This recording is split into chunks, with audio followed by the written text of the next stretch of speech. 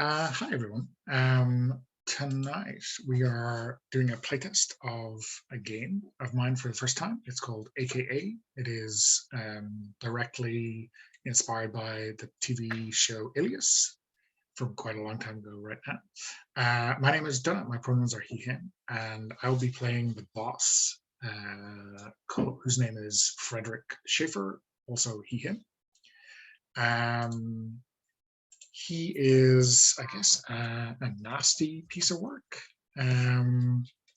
He runs this illegal criminal organization that purports to be just a secret governmental agency and has fooled almost all of the employees into thinking that that is the case.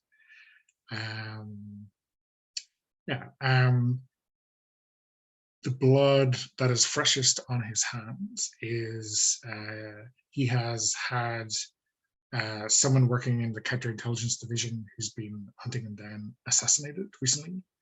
We'll probably hear more about them later.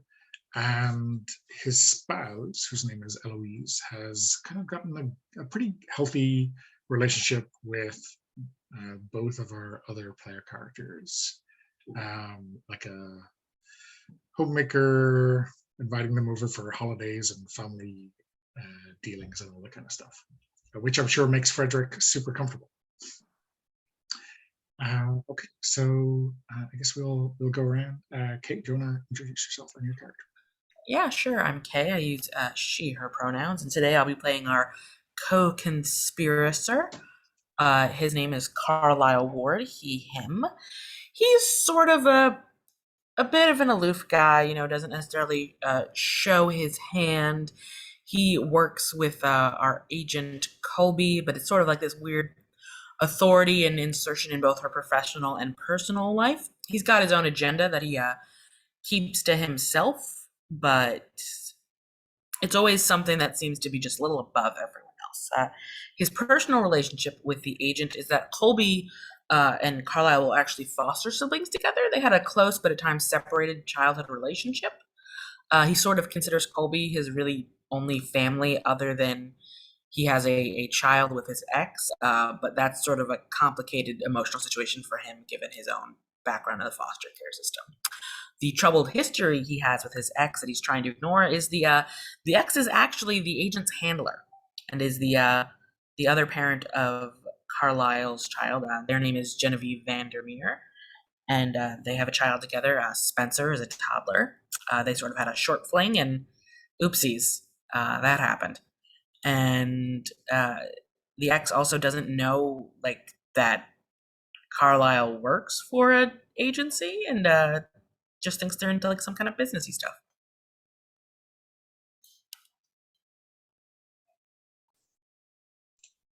Okay, great. And Chris? I'm Chris. My pronouns are he, him. I'm playing the agent, Colby Hayward, she, her. And she's a gifted spy, but kind of in over her head a lot. Has a best friend who keeps saving my bacon in the civilian world, but is increasingly sort of alienated. And a fiance, Robert, who doesn't really know a lot about Colby and has her on a bit of a pedestal. And yeah, a close but troubled relationship with Carlisle, the co-conspirator, and trying to investigate the boss, Frederick Schaefer, and getting help wherever she can. Okay, awesome. So at the very start, we're going to first draw some cards in our playing room. So everyone gets 7 cards to start with. So just drag them to your area. How many cards should we take? 7. 7? Okay.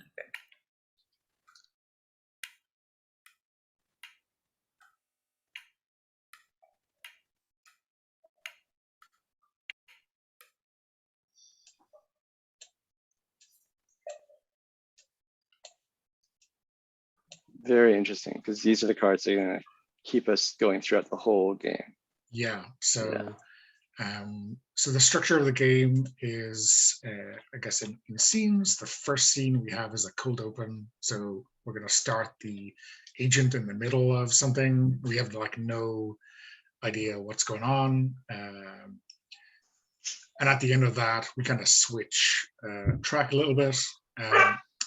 If the agent wins that mission, he's completed that mission, and just we move on. If you don't win that hand, I guess in typical TV fashion, the writing comes across the bottom of the screen, 12 hours earlier or whatever it is, and the main mission is the precursor to that cliffhanger. Okay, so and then the rest of the kind of the seasons or session structure is the main mission, which is 4 scenes.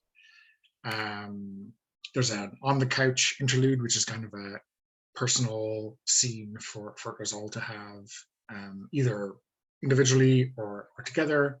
And then at the very end, and that can go anywhere in the middle of the mission when it makes sense, or a cliffhanger if it could be a flashback or whatever. And then the final one is the debrief. So yeah. So in the cold open, the agent player leads off, playing a card from his hand, and then presenting a brief scene, perhaps a pivotal moment in the mission, and then we play around. So the agent plays, then the boss plays, then the co-conspirator plays. Okay. So Chris, do you want to? I guess the other thing, right, is that if you want some kind of seed for an idea based on how you're going to lead, you can draw a card onto the table from our mission seeds table if you want to have some idea what's going on. That's just for pure inspiration. Sure. Are aces high or low? Aces have got to be high, right? Yeah. Or low. I guess maybe you have a choice. Maybe you might want to lose a hand for some reason that is not yet apparent. So I like the idea of drawing cards to seed the mission. So I guess I'll draw a couple. It's 9 is business class of a long haul flight. What does the opponents mean? That seems these are people who you're up against, right? So who, if you're trying to steal something, who you're trying to steal it from, if you're trying to infiltrate, Okay, all right. I'll just draw one card for each category. Okay. So 9 is Ramirez, ace is corporate headquarters, 8 is in Khartoum. It's interesting. I'll skip the minor city, and MacGuffin is a list of undercover agents abroad. All right, so that sounds interesting. I mean, this is also telling in a way because these are cards nobody else has. So not sure how much we want to worry about that. But I'll just put these off to the side. Yeah, sure. Oops. I actually meant to drag the whole thing. There we go. Yeah. Okay. So I'm at corporate headquarters in Khartoum, and I'm trying to get a list of undercover agents abroad, and I'm going to lead with 5 of spades. So I'm using subterfuge and guile, trying to fool who did I say, Ramirez, into giving me the list of undercover agents. Yeah. So is this like a sit-down deal? You're pretending to be someone else? Why don't you describe the kind of scene for us? I think, yeah, I'm pretending to be somebody um, I think he doesn't know what he has, and I'm trying to get the only copy of this that's out there. So I'm pretending to be part of his corporation. Somebody brought in from a satellite office, and I guess I'm pretending I'm IT, and I'm trying to get this computer, this hard drive that has this list on it. And why don't you describe Colby's kind of look in this situation for us and give us an idea of what we see? So I've got my hair pulled back into a severe ponytail, and just some very professional makeup on, and dressed in a a dress with a coat, a jacket on over it, sort of a power dress, and all business, just being very very blasé about the whole thing, as if there's nothing to worry about, no stakes. But I don't know. I haven't set it up very well as a mission. Like, I'm not sure what the difficulty is in getting this thing, and I'm not sure what Ramirez actually knows. Yeah, I mean, I think because this is a cold open, right? So there's obviously loads of stuff that's happened beforehand. Your setup and how you got here and how you got into this meeting room in this corporate HQ, right? They're kind of ignoring all that. And maybe he does know what he has. Maybe the corporation is just a front for this spy ring. And I'm trying to keep him from knowing that I also know what it is. And the important thing here is, right, that this is like a unique copy. If you take it from them, they don't have it anymore. It's not just copies, in which case it kind of be a bit useless, right? Right, but I'm working against time before they do copy it. Yeah. Okay, cool. So I'm gonna play a 6 of spades. Oh, I should put this over here, Sean. Yeah, you can just leave it.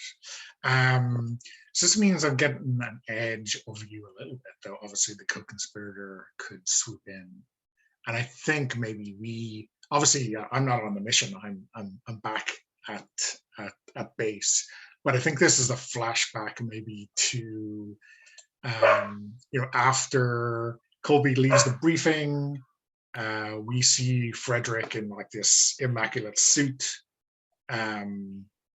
This older guy with salt and pepper hair, and he just like draws Theo, who is our kind of techie in the agency, aside, and says, "Hey Theo, how about we set something up so that when Colby is making the switch, we take a copy of that and send it straight here, just in case, just like let's." Belt and braces kind of operation, right? I just want to make sure that if anything goes wrong, we get the info back here to our mainframe as soon as she gets her hands on it, right? I think the way Theo is described, he's affable, right? He likes to get along with people, and certainly when the boss gives a friendly suggestion, maybe he's jumping on it.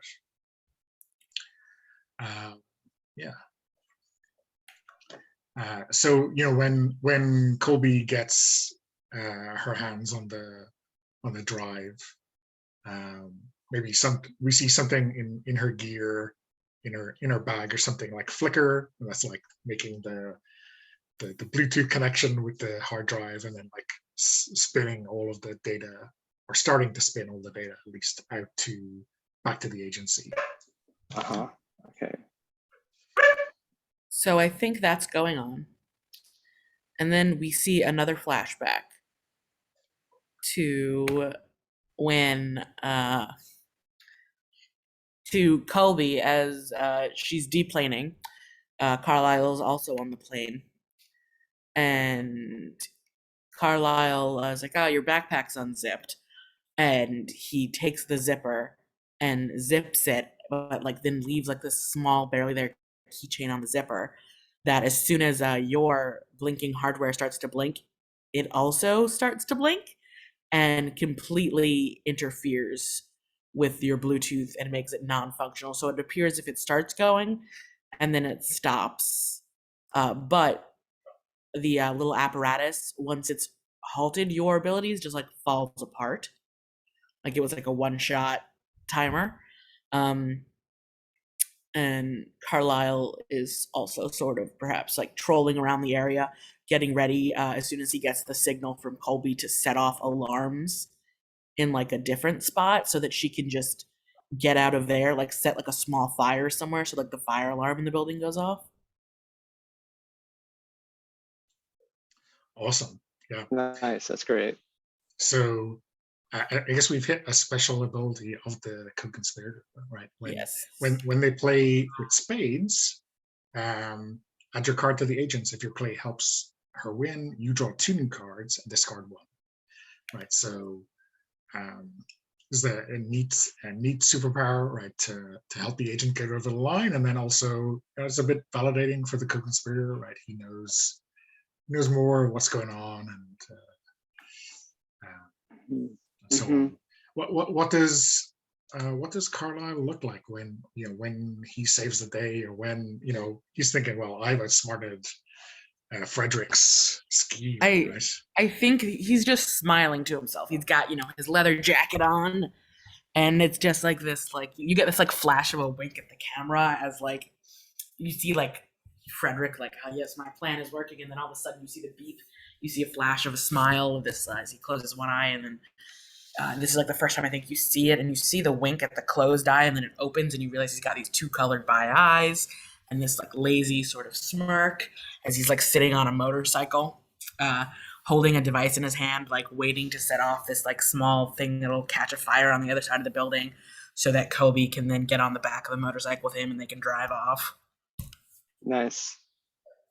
Yeah. Cool. I like that. Okay. So yeah, that's a win for the good guys.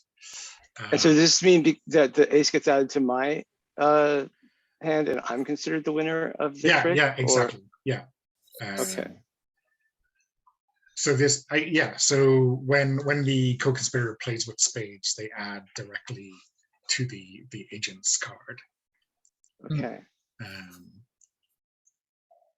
And I guess ace is high, definitely. I mean, it was a 5 versus a 6, right? So it's definitely not. Whichever way we count it, I think it's a victory. Okay. So so that's the end of the cold open. Like, do we get how do we see Colby like walk out of there victorious? Is there some kind of well, I'm definitely between them, or I'm definitely zipping up my own jacket and getting on that motorcycle, and as soon as Carlisle feels my hands on his waist, he just hits it, and we just get out of there. Just hits it, and I think we hit a tarmac of like a plane, and it's and you see like us getting off with like Devil's like walking onto this small plane, and the stewardess is just like, yes, Mr. and Ms. Blank, welcome aboard. Our flight to Miami will be leaving in a few minutes. Nice. We just sort of smile, sit down, and like each get like a drink handed to us, and like sort of hit clink glasses or whatever. Mission accomplished. Yeah, awesome. Okay, cool. So I guess the purported mission, right, is to retrieve this list of agents from this nefarious corporate HQ, which is really a front for a criminal enterprise.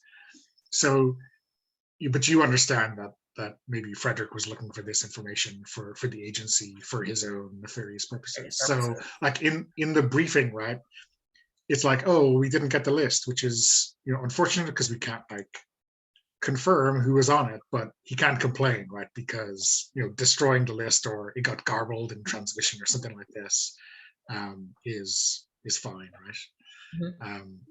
Yeah, we could give him a fried list. Like Yeah, we could yeah. give him a fried hard drive and say, "Oh, sorry." I'd be like, sorry, just as we were getting out, we must have passed through something, that fried the hard drive. They had magnets around the door frame and Yeah, must just have had walking entire through it. security demobilized. Yeah, awesome. So, yeah, let's go on to the next mission. So at any time you can do you can call for an on the couch scene, which is basically, a short scene with your kind of friends or fiance or whatever, and we all do that kind of thing. So now might be a good time to do that, or we can save it for later. I don't know what your preference is.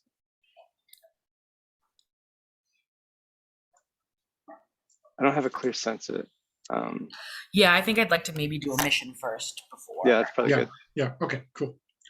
So again, kind of like the cold open, right? We don't play the briefing, but we can flash back to the briefing at any time when it makes sense to kind of fill in some details, or maybe to explain how we're helping or how we're all getting involved in this.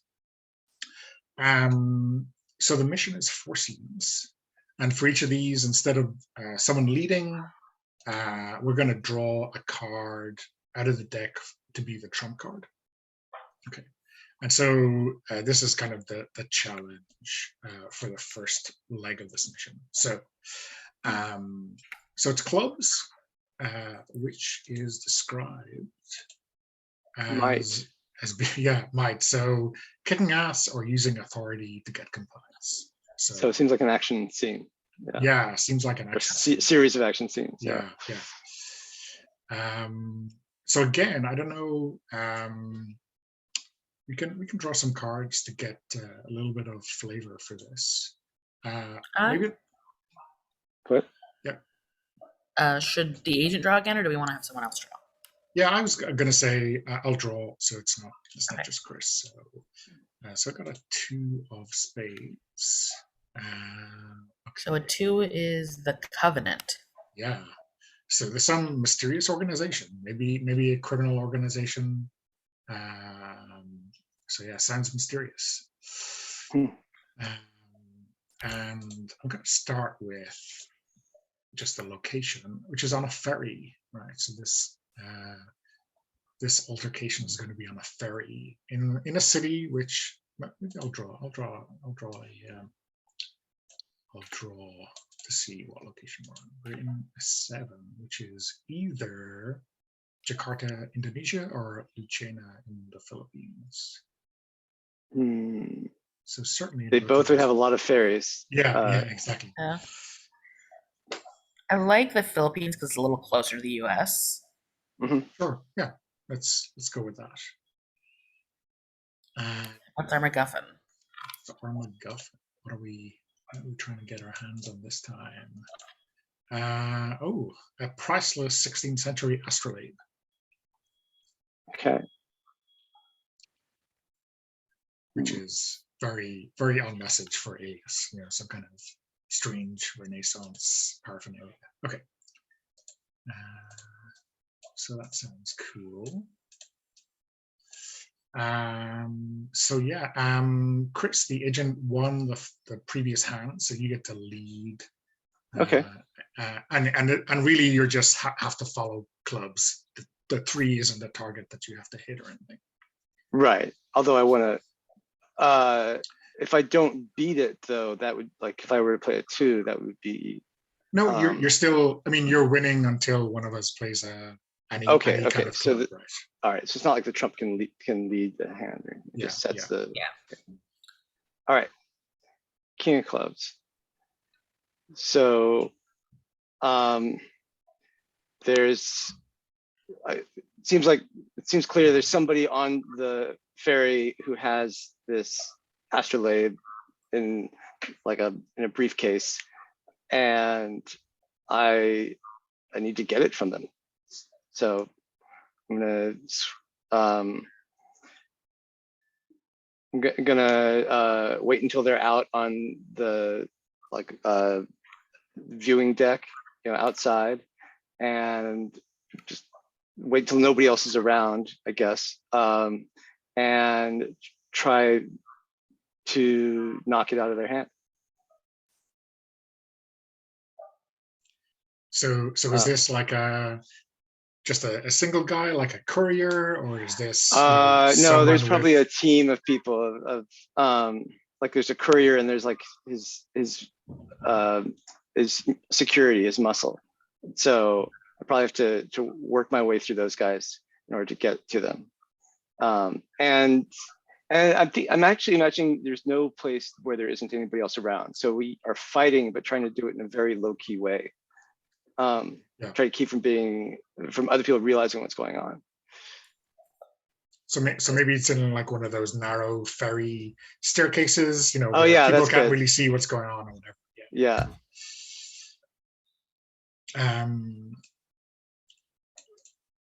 So my Jack of Clubs isn't really helping, but or at least it's not winning for me. But I think maybe Frederick has some kind of first-hand knowledge of all of these guys, and maybe has given you a little bit of advice on their fighting style or some weaknesses in this regard. I think maybe there's been a previous mission that has engaged with the Covenant before, and we kind of know their modus operandi. Okay, that's good. So yeah, there's been maybe a little bit of training, right, between Colby and her wingman on this.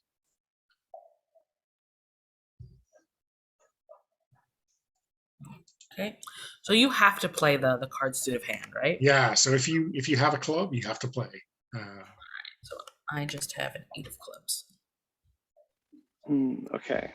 So what is that if I play a card that's lesser? Like what does that do? So in this case, you're describing something that takes the suit into account.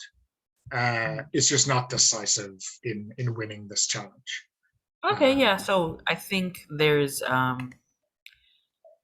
this moment where right before you get on the ferry,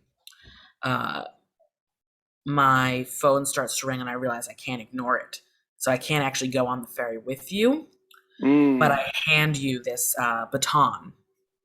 Nice. And the baton, I'm like, this is just here, just press this button, and all of a sudden it like lights up a little, and you realize it's also got like coursing electricity in it.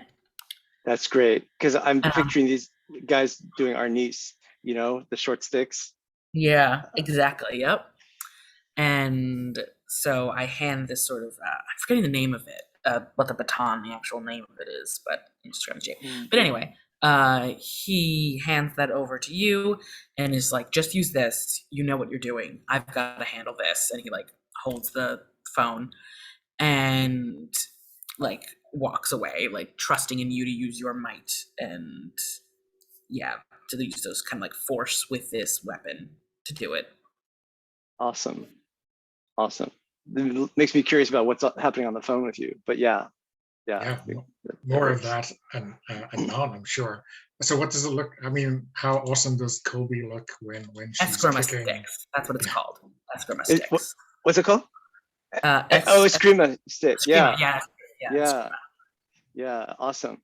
So I think I try to keep this low key by attacking them in the stairwell, but I think it inevitably spills out where everyone else is watching us fight and people are just kind of crowding around, and then we get into this fight.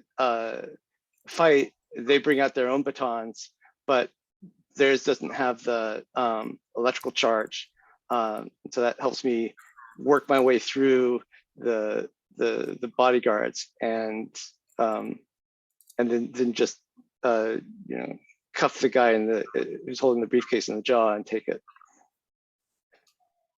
I don't know why we need the priceless astrolabe, but we need it, and I got it. And then as soon as the ferry hits the dock, I get on. I think it's like a car ferry. I get on a motorcycle and I get out of there before, because the police have been called. It's a big mess. Yeah, cool. So I get out of there. When you win with spades, when you win with clubs, you draw a card from the deck, so into your hand, so you get a little boost. Okay, great. That's nice. And now you should drag all those winnings back to your section. And now we jump to the next mission scene, the second of 4. So let me draw. So can I call a couch scene? Yeah, you can. Yeah, on the couch. So I think we see you get away, but we see Carlisle enter like a tea shop or something and get a tea and flip up his phone, and it's just like, I can't talk right now, Genevieve. I'm working. Nice. And I guess if someone wants to play Genevieve, I guess that's sort of how that works.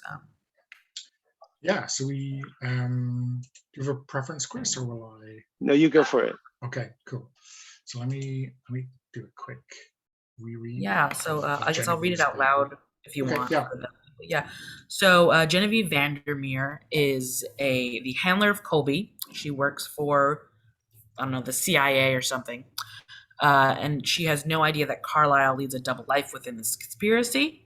They had a short sort of like May-December romance. I imagine Genevieve was a little older. She's like 39 and Carlisle's like 27. And it was supposed to be a short fling. She realized she was pregnant after it had ended, forcing them to somewhat still be in each other's lives. She is currently seeing a lovely young woman, Emma Wentworth, who tries to keep things sort of civil between Carlisle and Genevieve, because it can get a bit heated at times. You know, they don't necessarily agree with each other often, and you know, it wasn't a relationship that was actually meant to last.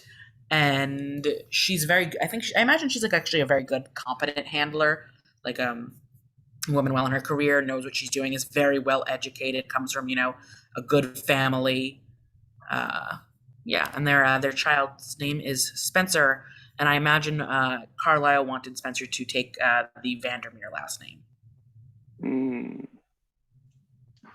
Nice. Yeah, so I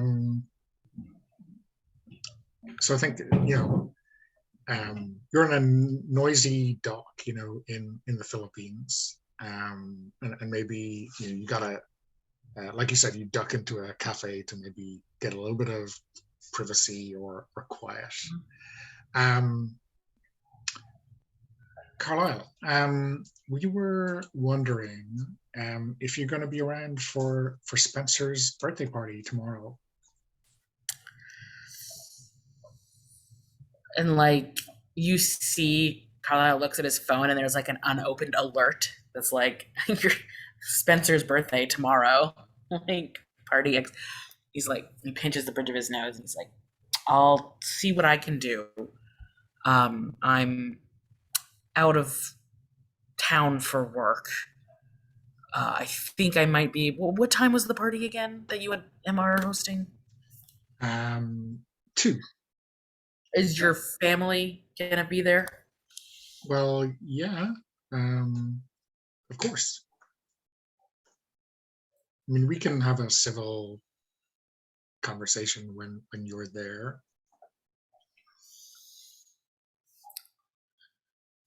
And like the way she says civil, you can see like the grimace on Carlisle's face, and he's like, "Do you actually even want me there, or are you just doing this out of some twisted obligatory sense to make it my fault that if I'm not there, that you can say for later?" I mean, if you're not there, yeah, I will obviously have a problem with that. But no, I want you there. You're Spencer's father. You have got to be in their life. And again, there's that sort of grimace, and he looks at his watch, and he's like, "I'll be there."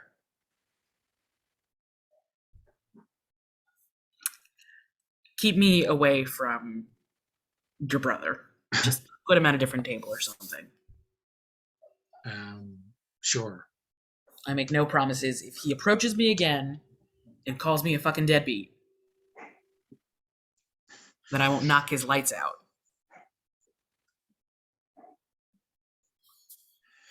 I mean, you can't knock someone out if they call you a deadbeat. It's just like you're not a college student anymore. Yeah, and just because I don't work at some Fortune 500 company like everyone else in your family or whatever, doesn't mean that I'm a deadbeat. I'm fair when I can be.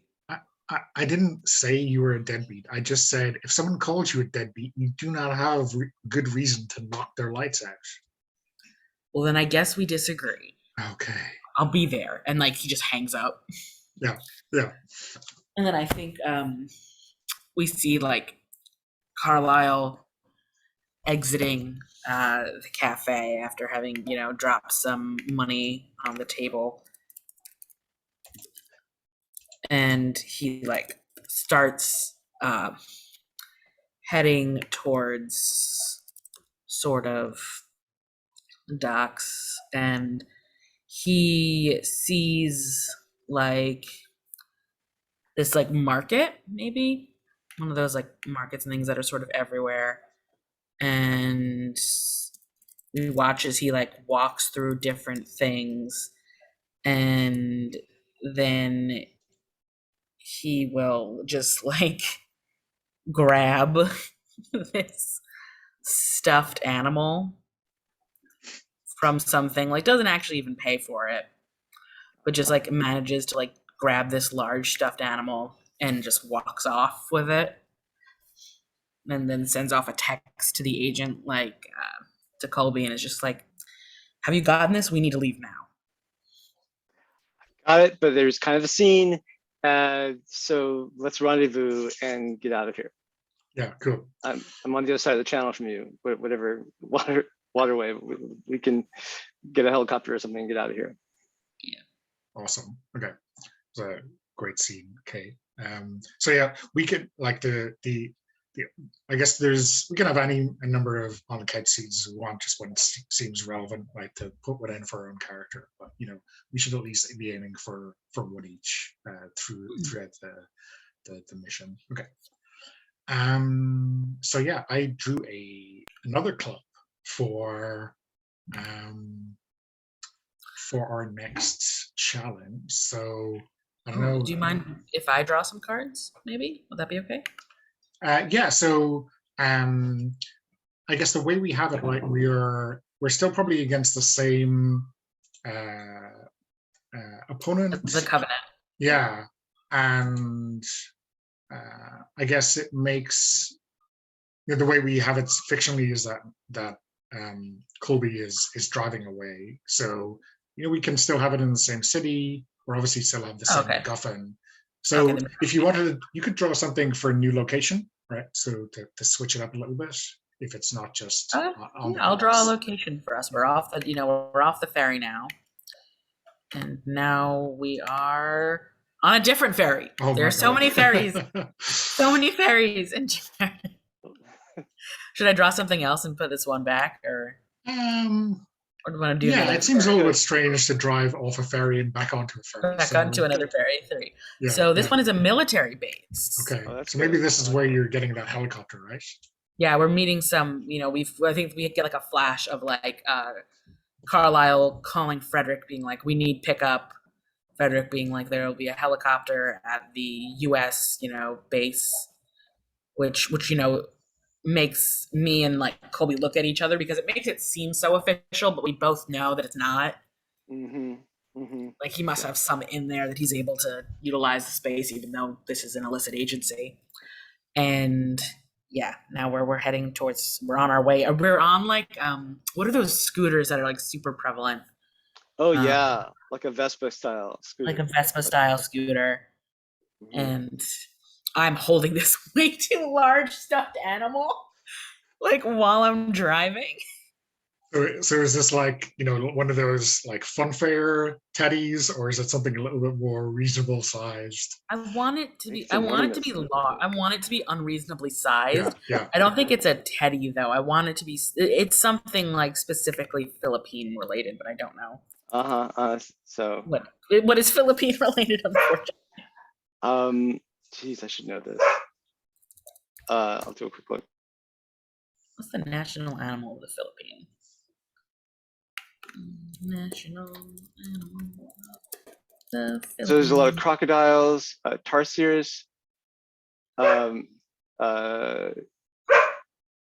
dugongs. I mean, well, there's a lot of water buffalo. Oh, Water buffalo are all what over is the a place. carabao? A carabao. Caribou, yeah, Oh, it's a water caribou. buffalo. It's a Yeah. water buffalo. Yeah, so it's a giant caribou because that's the national Awesome. animal.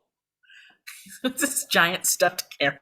So like sitting on the Vespa in front of you, or like maybe in like a basket with like his giant head poking out. Or Yeah, I something think it's like a basket where it's got a strap on it, so it's strapped in. Safety first, Garbu. Safety Yeah. first. We're not wearing Okay. straps, but the caribou stuffed animal is. Yeah. Yeah. So, given that you're heading to a military base, even if your mode of entry is a little bit shady, the clubs could be kicking ass, but using authority to get compliance. So like maybe it's um, flashing some ID and talking way past the guards, or before you get caught up on. How does that sound? Sure. Yeah. Yeah, that's good. So, do I lead or? Yes, you're leading because you've Okay. done the last hand. Okay, let's see.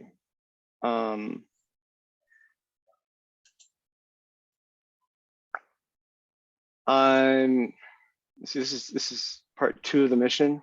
Yeah.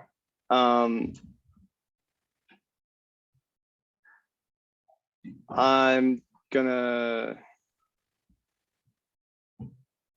play a 9. I think this 3 was part of the scene, And that was right? the setup for our location. Right. Yeah. So I'll play a 9 of clubs. We're using, I guess, authority. Where are we trying to get to with this? So I guess we're trying to get into this military base. Yeah. Okay. So we're not in yet. We're just trying to get in. Yeah, I think Okay. we're trying to get in so that we can get to the helicopter.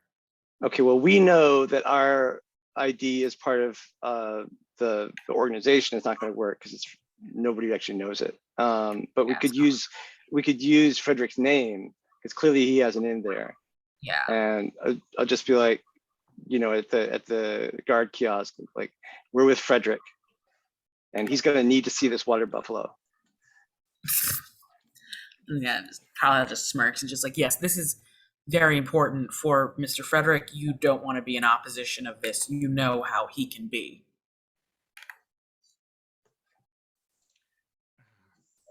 We know how he can be. Yeah. So I'm playing a 2 of diamonds. Diamonds is gadgets and prep. Yeah. Which can be helpful gizmos or a vital piece of information. So even though it's not helping, I think Frederick has given you the name of someone, maybe a security guard who is on his payroll, who is the guy to ask for. Right? And so an MP a military policeman who's on his payroll. That's good. Exactly. And so obviously you're getting through, but without that. But I think it's a good piece of info to know about, right? For when you start to dig up extra stuff on Frederick. Okay, excellent. Yeah, I think maybe Carlisle looks back and is just like, listen, just get Officer Laksamana on the phone. They know what we're doing. Just where are they? That's good. Yeah. Laksamana will clear this all up. And I think, he's going to take Carla's going to take this sort of stern voice and, really this authoritative look, just like his brow is drawn together as he really sort of maybe intimidates this petty officer. And it's like, just get Officer Laksamana right over here, and you'll see that we need to get this, and we need to get going there. It's a chopper that is here, that is aiding, and if we're delayed, it will be your job. That's right. It's going to be all on you. I don't think you want that from Schaefer or from Laksamana. I guess we don't even have to say Schaefer's name, right? Because we have Laksamana's name. Yeah, Frederick. We said Frederick. Frederick. Yeah. Cool. Yeah. So, like, what does it look like when he waves you through, or he brings Laksamana through, or? Yeah, I think he maybe he quakes or something for a moment. Like we watch as this guy's eyes go wide. He hears the name. He picks up the phone. A burlier, older gentleman comes in, sees us, nods his head, lets us through, puts like a stern hand on this guy's shoulder. We don't see what happens from there. Laksamana must be like a colonel in the military police, and he's, nobody messes with him. Yeah, and that tells us a lot about how high up Frederick is with his control. Yeah. How many pies he has his fingers in, right? Yeah. Yeah, we both, as we realize, we see maybe the stars or something on this guy's the top of his shirt. We both, again, you see this other moment of Carlisle and Colby looking at each other, this nod of how deep are we in, or how, what are we really going after here, sort of, to an extent. And who are we up against if we really want to take him down? Yeah. Okay, awesome. I mean, I'm really starting to dislike Frederick. He's terrible. He's the worst. Also, side note, when you play with spades, add your card to the agents. If your play helps her win, you draw 2 cards and discard 1. Okay. So I'm taking the trick anyway. Yeah. So I think that's when you're following the lead in the right suit. So that was triggered in the first hand, right, where we were playing spades. But right, you weren't playing spades, you were playing clubs. Yeah. Oh, hey, I haven't been doing my advantage when I win with clubs of drawing. Well, I did draw a card from the deck. Has it been clubs the whole time? We had spades one time. I didn't swap a card with a random card from the player. I got confused. I thought it was clubs and it was actually spades. Well, this time it's clubs. Yeah, so you draw another card from the deck to add it to your hand. Yeah. So we're looking at a clean sweep for our agents so far. All 3 hands once so far. Yeah. So I draw a new card, right? Yeah. Okay, it's helpful, I guess. Hopefully. Let me see what our third. Another club. I guess we. Oh boy. This is definitely the fight episode. So what do you think? Is this some kind of a helicopter chase, or? Ooh, that sounds good. Yeah,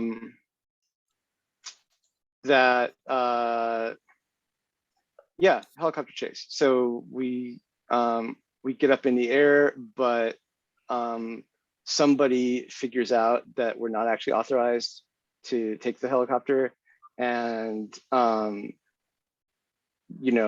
basically Frederick's control slips in a way because this gets outside of Laksamana's purview.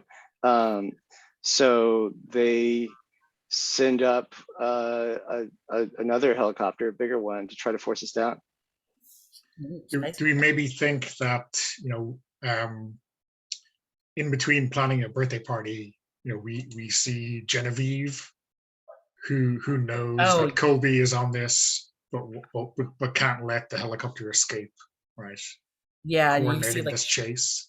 Yeah, she's we see her hanging up streamers or something in the backyard with Emma, and there's the toddler running around, little baby being cute, Spencer, and then her own phone rings, and she's I gotta take this as a work call, babe, and there's a cute little kissy scene, and she walks away from them, and she has this tense moment where she knows Colby's on that plane, but she can't. She's trying to figure out how to get them to not stop this, and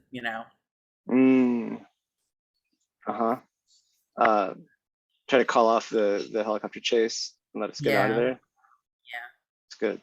All right, so I gotta play something. So I'm playing the ace of clubs. You're loaded with clubs. I am, yes, thankfully. Drawing extras from the deck has definitely been helpful. So I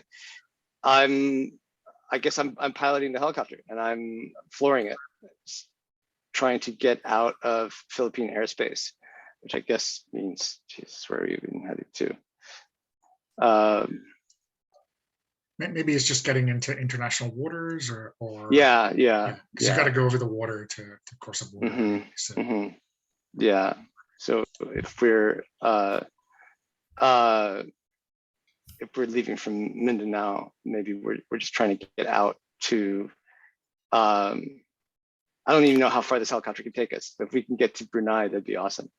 But like you say, just out of maybe there's a ship we're trying to rendezvous with. That makes more sense. And then we're just trying to get to that ship out in international waters.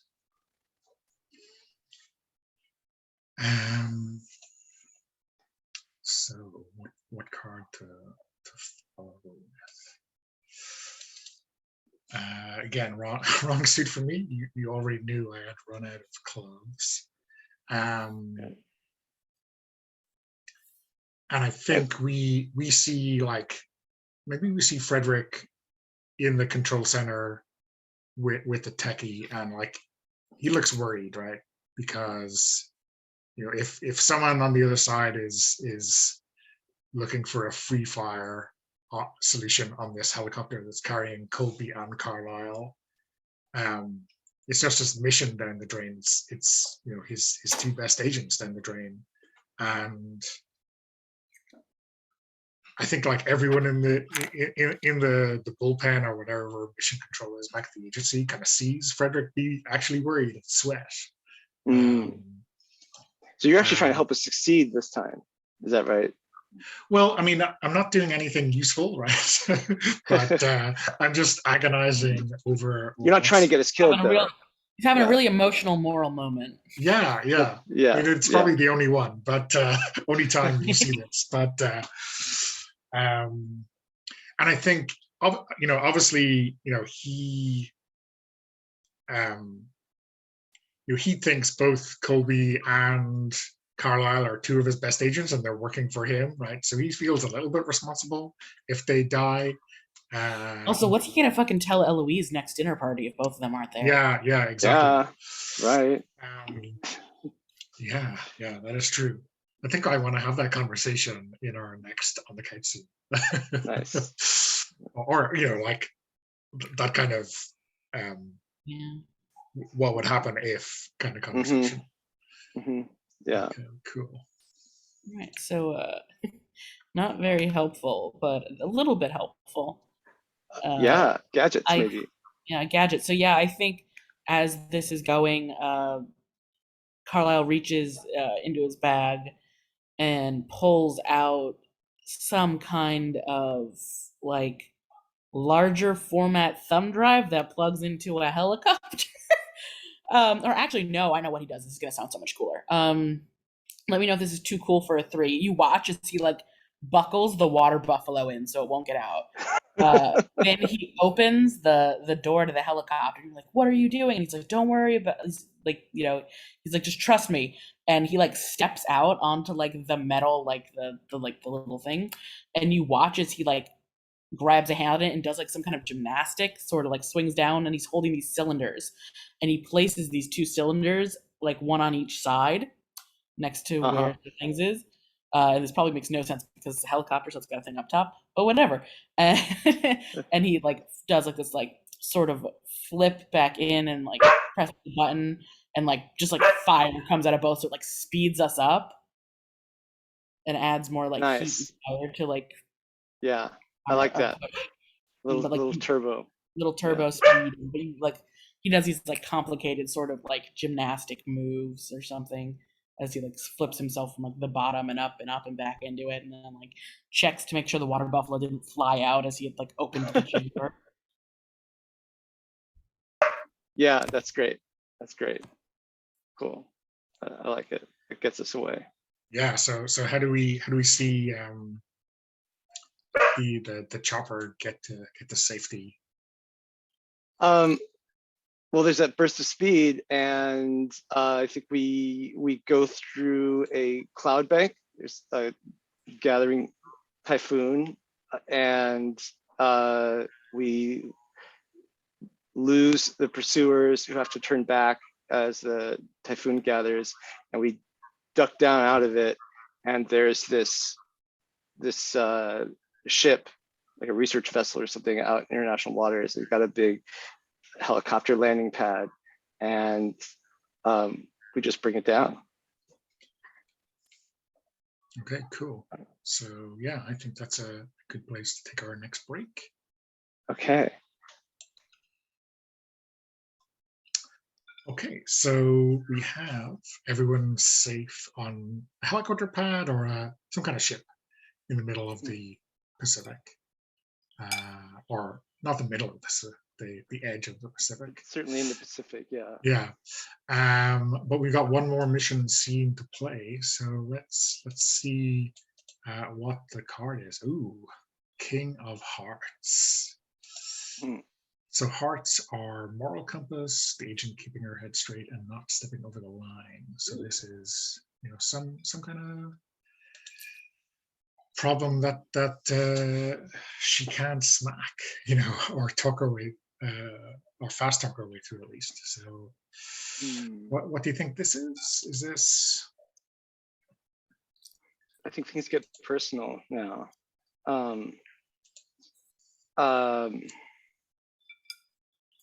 This is the relationships coming into play, right? So I'm looking at the side characters.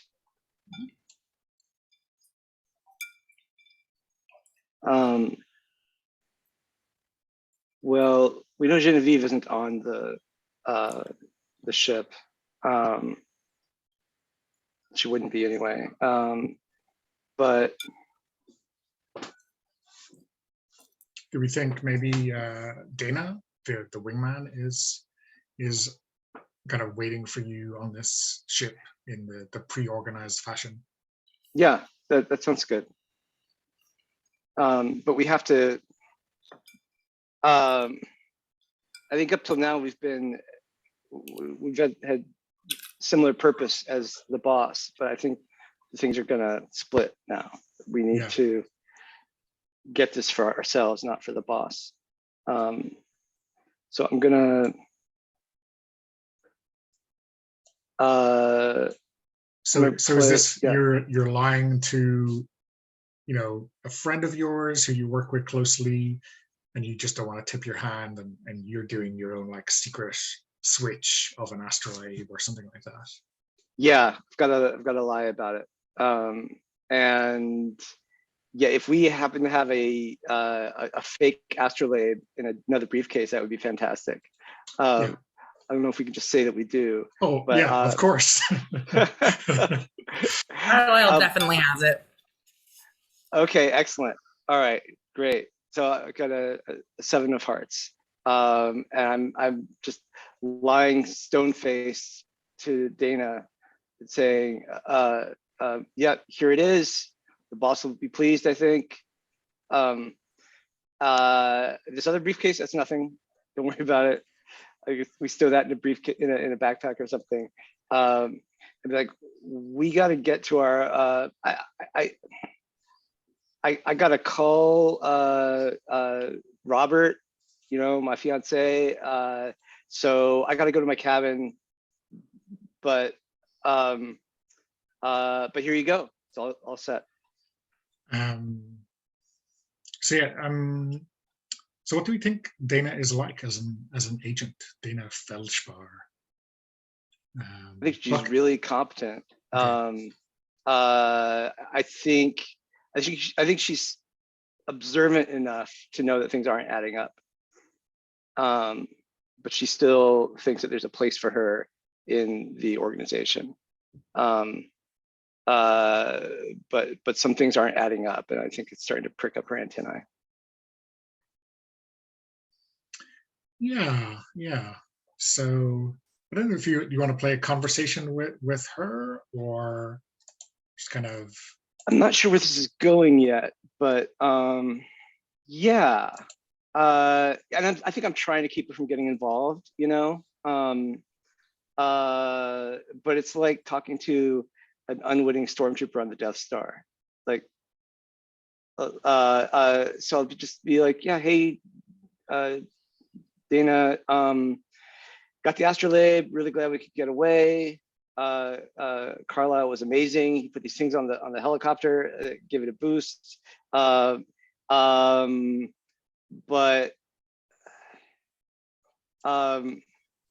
it's like I want to tell her more, you know. Yeah. So what does she say? You know. Yeah. So I think, like you said, I think you were the Queen of Hearts.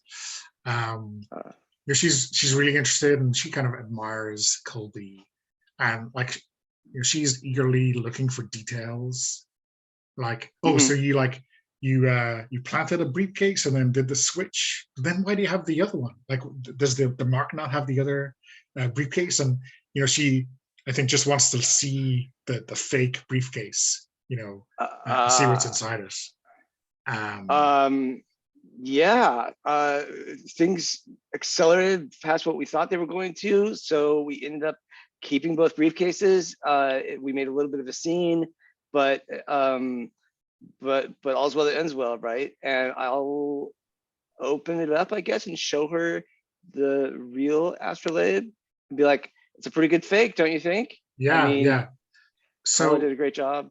I've been paying attention, right? And I think, just in case someone is doing a counter operation on us, how about I take the fake and like carry it around, so if someone comes for it, they're going to take that, and we keep the real one hidden away. Yeah, that would be really a great idea. Carlisle says, and then we get this, if this is okay, I feel like meets the need for this. As I play a Queen of Spades or a Queen of Diamonds, which is like the prep gadget, and you see as we're landing, Carlisle takes a second fake one. Nice. And flops it into the case where the real one's supposed to be, and slips the actual one inside of the plush water buffalo. Oh, perfect. Yeah. Okay. So here's a kind of a rules playtesting question, right?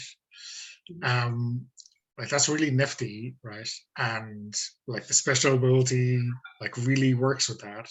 But the way it's written at the moment, but maybe we should change this, is that the Queen of Diamonds is the wrong suit. So should we like I think it's a really perfect moment, right, to do like a double switcheroo. I think that because it's a hearts suit, I think we might win logistically, but damage the relationship. Okay. I love that. Yeah. Okay. I love that. Win logistically, but we damage the relationship some way. There's this there now. That Dana just looks at us and knows that we're lying to her. Doesn't know what, doesn't know why or exactly how we're lying, but knows that there's something very important that we're not saying. Okay. Yeah, cool. So in that case, right, maybe she is gonna go to Frederick, right? Yeah. To talk to him about it. Yeah. Yeah. Okay. Something. Yeah. Let him know. Just something seemed off. Because Frederick doesn't even know yet that we're working against him, right? Nope. Exactly. Yeah. Because let's be honest, if he thought you were working against him, we'd be dead. You'd be dead, or he'd try to do it. Right? Yeah. Yeah, there'd be something. We get a great, interrogation scene or something tied to a chair. Yeah. But I think this points the way toward in the future. Dana might be the one called out to call a hit on, to try to kill us. Yeah, it's a distancing of that relationship. I love that. So let's put that works. So let's put a note in Dana's entry to say starting to distrust Colby and Carlisle, because that's a really nice moment. Okay, so the boss wins that hand, and terrifyingly, although maybe not so useful, one hand from the last hand. When the boss wins with hearts, he gets to pick any card out of the deck. Oh, So when he gets it over on you in yeah. terms of your moral center, that is your real weakness. Okay, so Nice. the first one I drew, I'm happy with. Okay, excellent. Okay, cool. So yeah, that is. So I guess I will wrap up the fiction for this. So I think we see. I really like the idea of this ship like pulling into a port in Brunei and then getting lost in that whole kind of busy port, and then we see the whole team just fly back to base.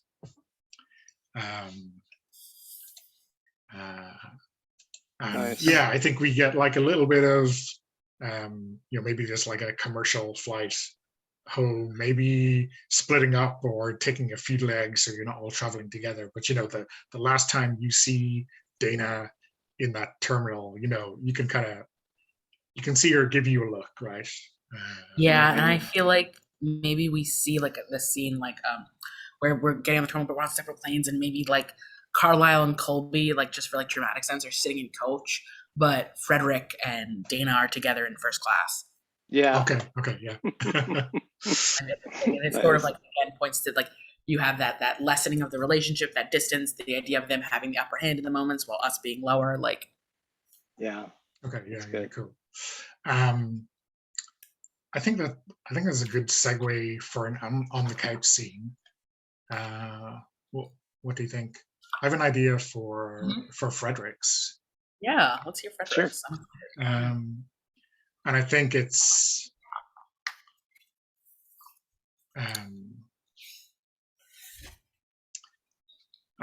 at Frederick and his spouse Eloise's home, and it's late at night. Maybe it's kind of the same time as you're taking that trans-Pacific flight home, and he is maybe drinking a brandy or something, like just a normal measure, not a double or anything like that.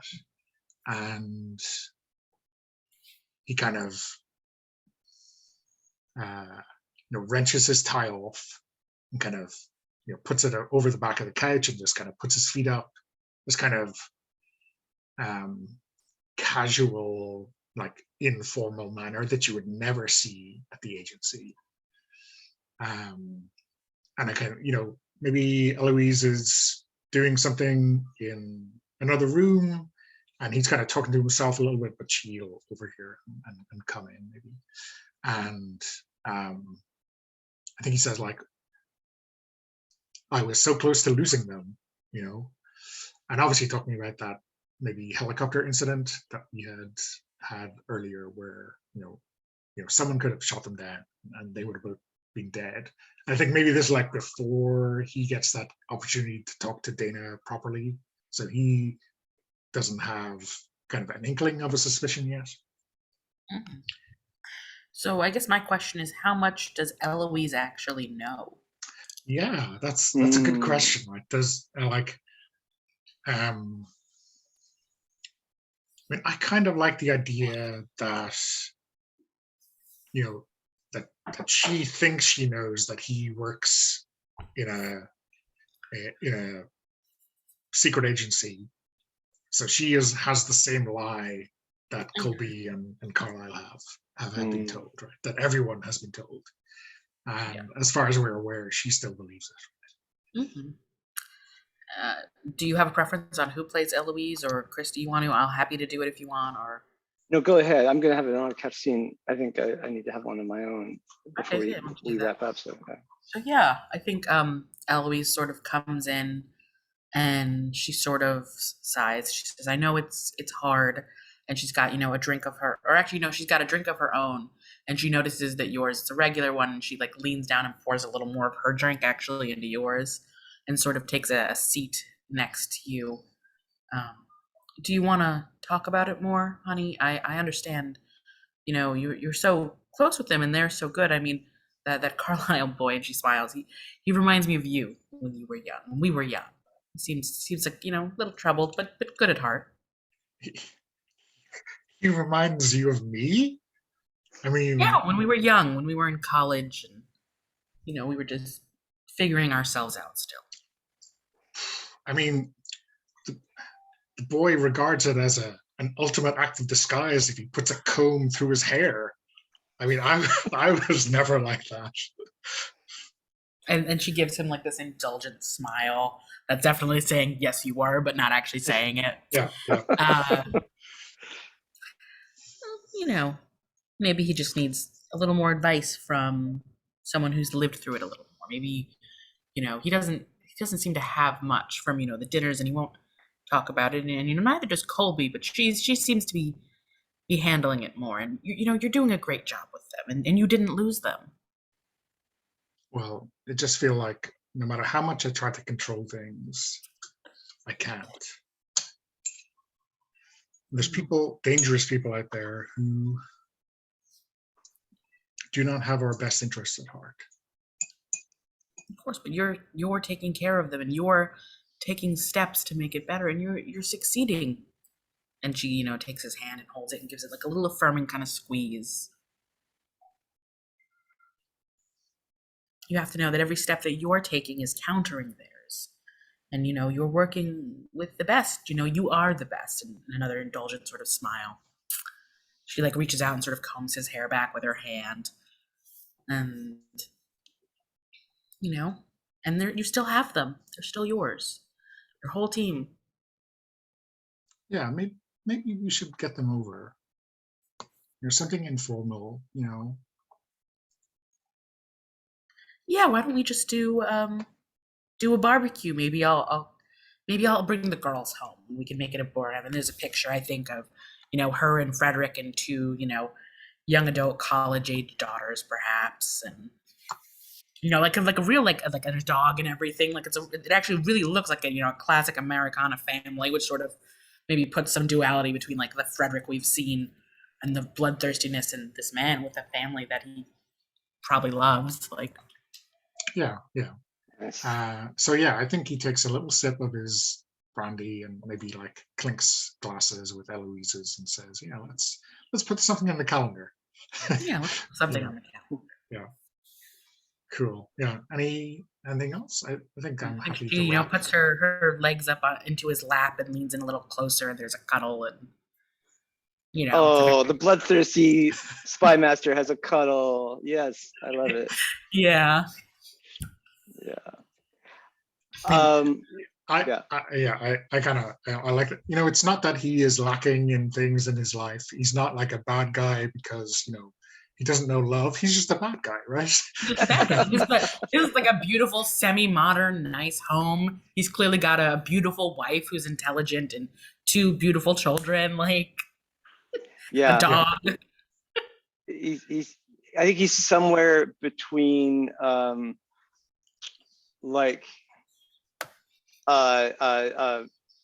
Soprano and the Secretary of State. Like he's got sort of a ends justify the means kind of thing. Yeah. And I'm sure he thinks this is all very necessary. Okay, awesome. Thanks, Kate. Chris, did you want to do your on the couch scene now, or do you want to wait? Yeah, just a brief scene, maybe with Hannah, because Robert seems a bit clueless. I don't think he's going to notice things going bad as fast as Hannah. Hannah knows. Yeah, and so I'm like, I'm back from we're back stateside like now, I think. So I've been gone. I've missed several classes. I've missed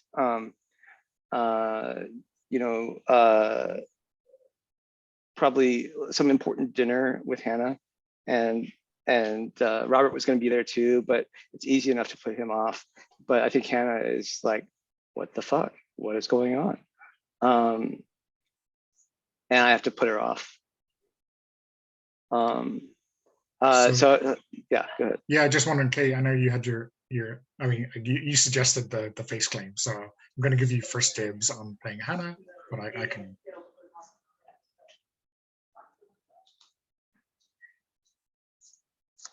Sorry, what did you say? I didn't hear you. Oh yeah, I was Did saying you want to I play was going to Hannah give you or? first dibs on Hannah. 'cause Oh, I why know- don't you take a shot at Hannah since I just Sure. played Eloise? Yeah, cool. Okay. Hey, really sorry I missed that dinner. That was unavoidable. You know, this internship that I've got. Well, it started on the 28th, so Oh, okay. Uh, So is this in your shared apartment? Do I remember that right? Or That sounds good. Yeah, I Yeah, never yeah. specified, but yeah. So yeah, I think Hannah is like sitting at the kind of kitchen table with like assignments or whatever, and she's just like, as soon as it's obvious that you haven't been showing up to this dinner, she's just like throwing herself into this coursework that she has to do, and she knows you have to do as well, right?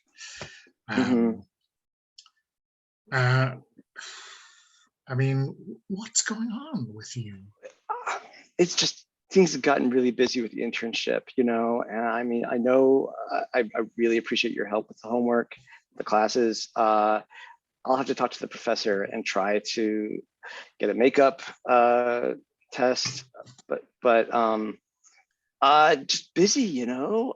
I wish I could tell you more, but it's But seriously, that internship is like dependent on your coursework and you like getting whatever grade at the end of the year. They're not as worried about that actually. And they might hire me on full time after I graduate. I mean, if I graduate. Exactly. I mean, you're risking everything for this. Maybe. Oh, it's not that risky. It's you know. Look, tell you what. Can you just let me copy your assignments, and then it'll be fine. It won't matter that I've missed class. I just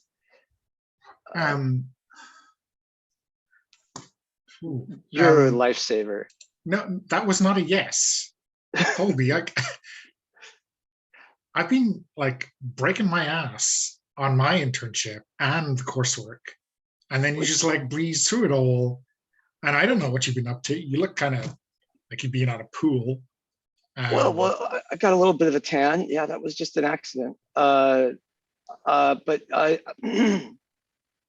I think I have to do this. It's really important. It's not just the internship. It's wow, I wish I could tell you more, but you're really not cleared for this. Come on, none of us are saving the world with an internship. You'd be surprised. Okay, like you've drunk the Kool-Aid, you know, international relations, you're like helping someone to help someone to like save the world, but you're not like if you walked out tomorrow and concentrated on your coursework, you know, they would replace you like that. There's hundreds of us who would like bite a hand off to get an internship like that. Yeah, it's really okay.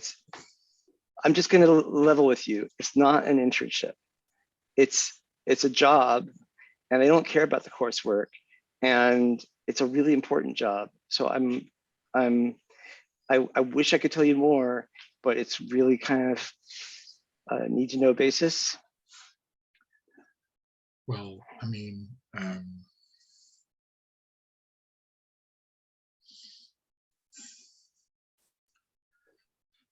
okay, but like you're gonna have to spill the dirt like tomorrow night. Okay, tomorrow night, promise. I'll think of something. That's a good so way like to end it. Yeah, like she's like mad but kind of still disarmed a little bit. Okay, you know? Like she hasn't you're totally still lost best faith in me friends yet. and she is dubious, but you know you Yeah. can kind of bring her around. Yeah, maybe. Let's see how much I have to tell her. Yeah. Okay, cool. Should we do the debrief? Yeah, let's do the debrief. So in the debrief, we're not drawing a trump. The boss is leading. So with the mission over, it's time to pick up the pieces. The debrief can be a scene where we'll see most of the characters together, or each of them kind of have their own short postmortem. A last chance to jockey for position, assign blame, or otherwise cover your ass. So, ooh.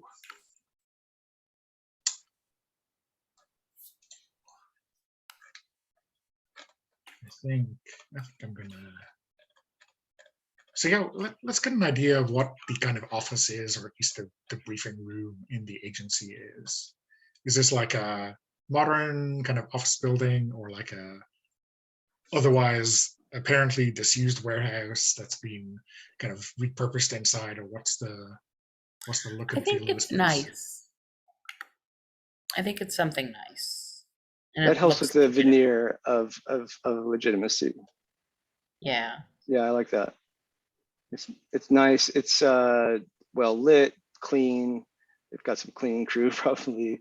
And I think we get debriefed in the same room where people like, I think there's two-way glass or Oh yeah. two-way mirror.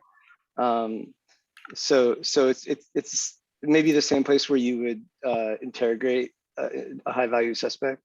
So you never know who's watching or listening.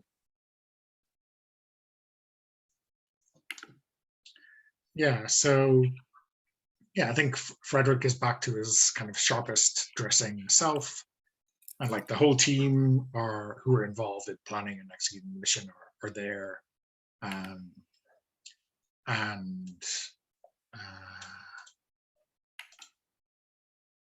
I think Frederick's like his usual approach, right, in these debriefs is to ask some leading questions and then get people to fill in the blanks, right? So he knows the big picture, and he seems to hit these points just randomly, right? And I think as audience members, we kind of know maybe he's suspicious and he wants to give someone a bit of rope to hang themselves with, or maybe he just wants to figure out what kind,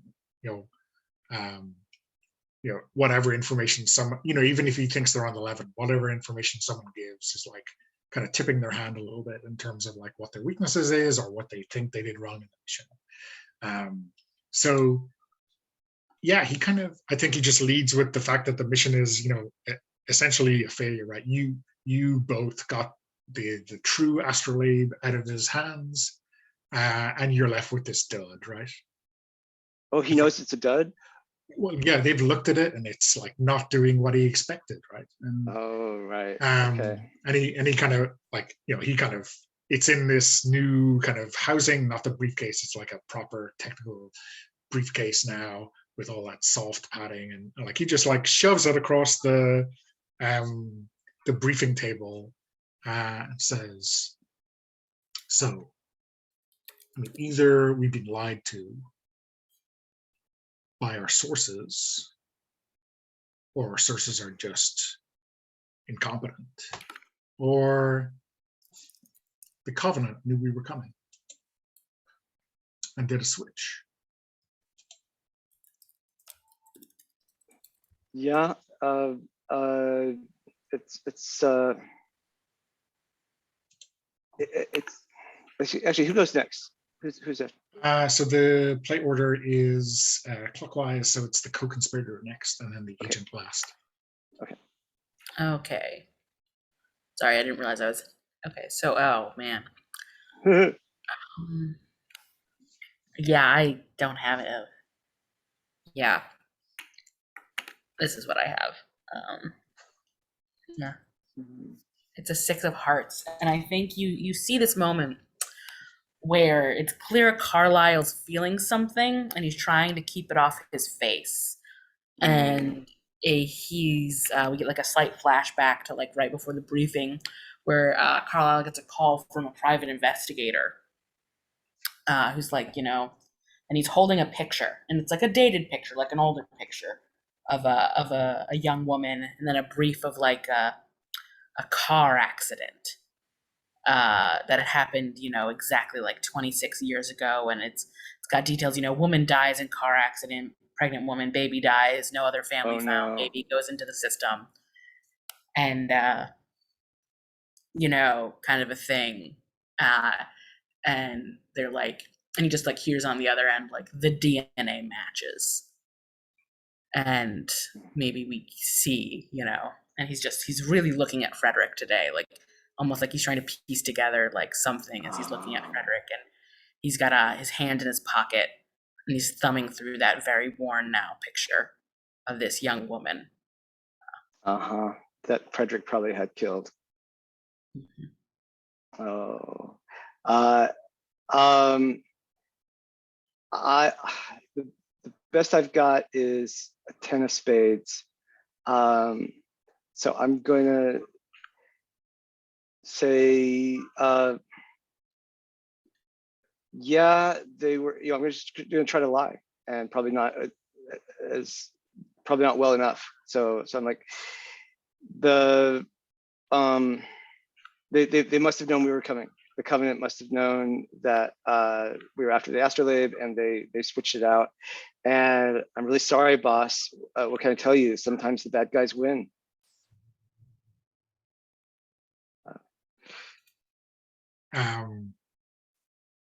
And obviously, despite my reaction, Frederick is like stony faced at that.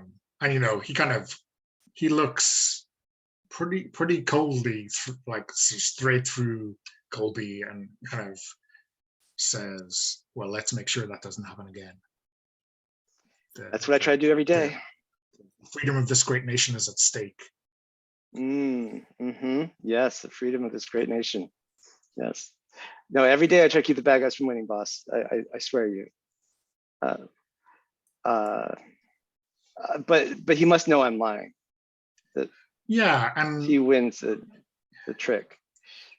Yeah, and I think like maybe it's from filling in all the other details. Like you kind of seem to accept that the Covenant knew you were coming, and this was all just a ruse to get you the wrong thing. Like, I mean, maybe it's not the kind of thing Colby would accept just so blankly, if it were true, or if she believed it was true. Oh yeah, I would never actually let that. Like even in Debrief, if like I don't know, maybe Colby would be angry that all of the risks they took were for nothing from the get-go, right? Yeah, I'm entirely too blasé about it. Yeah.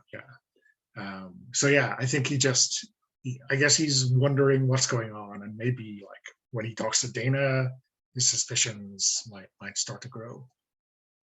Okay. Yeah. Cool. Okay. So that's the end of our scenes. We've all had an unlocked scene, yeah. So now we do Fallout. So the boss has won 2 hands, and the agent has won 4 hands. Okay. So, and the co-conspirator has won none, being very, very, very helpful for the agent. So there's 2 things. No, I mean, would have won, but gave cards to me. Yeah. So there's 2 things that happen. One is a setback. So whoever wins the fewest hands gets to check one of their setbacks. That's interesting that the co-conspirator has been too helpful for their own sake, and now there's blowback in their life. Yeah. I have some, and I get to pick what setback you get to pick, yeah. And I have a very great idea for a scene, considering this is a one-shot. Excellent. I think your betrayal is discovered by the boss. I think at that meeting, Carlisle was too terse, too everything, wasn't saying enough, and maybe with what happened with Dana, I think maybe Colby isn't necessarily on the line, but Carlisle is, and Frederick realizes that Carlisle has had a private investigator look into him, and Look into he- Frederick. yeah, look into Frederick and like run some kind of DNA test or something. And maybe if so, is this just like this is a scene? So can I say we have like a scene like Yeah, maybe yeah. Carlisle is like a little beaten up and he's tied to a chair, Oh. and Frederick is like in the room. Observe, or are you in the room? Well, so actually, I'll ask you this question: is Frederick in the room, or is he watching through the glass? Oh, I mean, I think it seems almost more in character for him to keep his hands clean of this, and like not to be giving anything away to this person, even if they're gonna locked up and tied to a chair. So, I think there's this this other operative for the agency who runs the interrogations, and and they've obviously been really well briefed by Frederick, and then like we just go through that mirror into the watching room, and Frederick is there, and I think maybe he's like pulling together all of the missions that Carlisle has been on and trying to figure out which ones have failed. Yeah, you're watching through the mirror, and this other guy, we get some scenes of him like throwing some good punches on Carlisle, and Carlisle just like one of his eyes starts, or yeah, his brown blue eye starts to swell, and so it's just his blue eye that's visible, and he just like glares at the two-way mirror, isn't even looking at this other guy because he knows he's worked here long enough, he knows, and I think he like spits towards the window and just says, "Do you even remember her name?" And like his hand comes out. It's like, wait, if your hand was out, why didn't you block anything? And he doesn't seem to care. And like he reaches into his pocket and pulls out the photograph, and he like throws it like and somehow it just in perfect television fashion, it manages to land against the window and stay straight on the window, so like you can see this young woman. Yeah, I think like on the other side of that mirror, right, Frederick has one of those old manila folders open, and like the exact same photo nice. is in it. Yeah. And like there's a load of other stuff in there as well. There's a load of other stuff there. And then and then I think there's like blood in his mouth, and Carlisle like spits on the ground. He says, "DNA test that, Dad." Oh, great. Hey, super. Oh man, that's a good exit, I should say. Yeah. Awesome. And then the other bit of our fallout is the great secret. So this is how we start to unlock the kind of big season level conspiracy. And Chris, because you won the most tricks, you get to fill in those details. So you've got like huge scope to do something. Obviously, it makes a lot of sense to tie it into the MacGuffin or the opponents or whatever other secrets we have here. So got an abacus and some agents' names. Yeah, I think the Astrolabe must have a either something engraved on it or a hidden compartment that geez, I'm trying to remember what an astrolabe looks like. I keep thinking of a sextant. Oh wow, it's like, I see. It's either a disc or it's or it's one of those armillary sphere kind of things. Okay, so it's one of these discs, and it's a little handheld model of the solar system, and we use numbers from the from the list of agents to set the astrolabe a certain way, and then this secret compartment pops out, and it's got I think, I mean, maybe it just has a further MacGuffin on it. So it's like got the what was it, transponder key to Air Force One. I don't know. I'm just thinking maybe it's something else, but like like this like 500-year-old astrolabe, like when you set it the right way, it has like a exceedingly modern key, like some kind of digital code. Right. Okay. Digital code. And we know, so now we know a little bit more about what Frederick is trying to get at, and maybe it's a code to, like, you know, a vault at Langley. So the great secret is so just for ace through king. So I mean, I guess what you're doing here is you just play a card from your hand to place that somewhere, and this kind of, when we would fill in more of these details, you know, they are connected with their neighbors, right? So this is obviously like almost the final piece of the puzzle that we haven't seen yet. So I'll play the king of diamonds, and that means that that it is this supreme tech gadget that that this offers the key to, and you know, a vault at Langley, or a super weapon. I'm running a little dry here, but that if he gets it, you know, it'll be game over. Cool. Okay, awesome. So that is a great place to stop. I'll stop the recording now, and then we'll do a debrief, and if you've got time, I know we're almost out of time, but that sounds good.